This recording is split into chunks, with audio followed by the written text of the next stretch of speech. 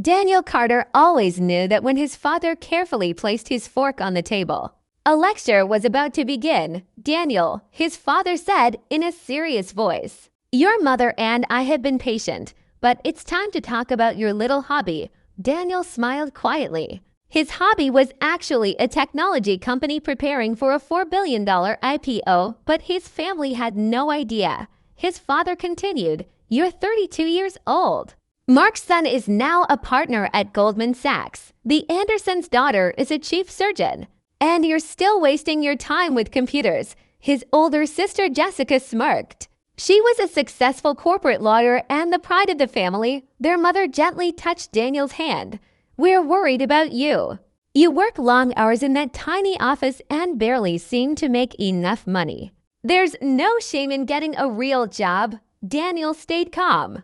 The tiny office they imagined was only a private workspace inside the headquarters of the company he owned. His father offered him a senior analyst job at a consulting firm through one of his friends. "Thanks, Dad," Daniel replied politely. "But I'm happy with what I'm doing." Jessica laughed. "Happy? You drive an old Volvo, live in a tiny apartment, and spend your life working on some software nobody has ever heard of." Daniel almost laughed. His software was being used by many Fortune 500 companies, and the apartment she mocked was only one unit inside a building he owned. His mother suggested he move in with a family friend's son to save money. Daniel remembered that young men had already failed at 3 businesses despite receiving large amounts of money from his parents. His father shook his head. "You graduated from Stanford with top grades. You could have worked for any major company, but instead you wasted your talent on this startup dream." Daniel quietly explained, "We build enterprise software. Jessica interrupted. "Nobody wants to hear computer talk." At exactly 7 o'clock, Daniel noticed the time on his watch. A second later, his mother's iPad made a notification sound. She picked it up, then suddenly screamed. Everyone looked at her. On the screen was Daniel's picture. The headline read, "Tech's newest billionaire. How Daniel Carter secretly built a $4 billion empire." Silence filled the dining room. Jessica dropped her fork. His father stared at the screen without speaking. His mother looked from the article to Daniel, unable to believe what she was seeing. "What is this?" His father finally whispered. Daniel calmly checked his phone. That would be tomorrow's Forbes cover story. It was released a little early. Jessica grabbed the iPad. "This can't be real." "It is," Daniel answered. "Nova Technologies is worth more than $4 billion before going public." His mother looked shocked. "But you live in that tiny apartment." "I own the entire building," Daniel replied, "along with many other properties." His father stood up. "You lied to us." "No," Daniel answered.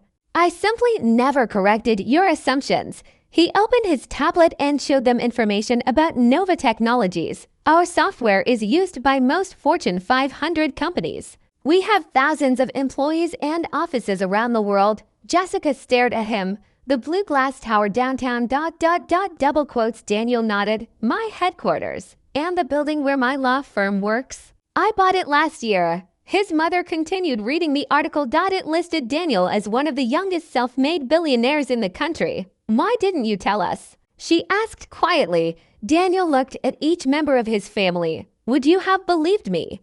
Or would you have tried to force me into the life you wanted instead?" His phone filled with messages from relatives who suddenly wanted to congratulate him. The same relatives who had ignored him for years. His father slowly sat back down.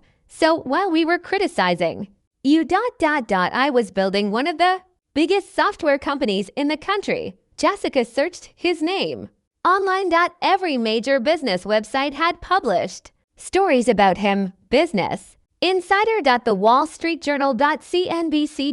They all called him the hidden billionaire of the tech world. Daniel stood up. "I have an early morning tomorrow." "The IPO doesn't prepare itself." His father stared in disbelief. "You're really taking the company public?" Daniel smiled. "Tomorrow morning. You can watch it live." As he walked toward the door, his mother stopped him. "Will you come to dinner next Sunday?" I'm afraid not, Daniel answered. I'll be in Tokyo for a board meeting. He paused before leaving. Oh, Dad. That consulting firm you wanted me to join, yes? I'm raising the rent on their building next quarter. He smiled politely and walked out, leaving his family sitting in complete silence. For the first time in years, they finally understood that the son they had called a failure had quietly become far more successful than any of them had ever imagined.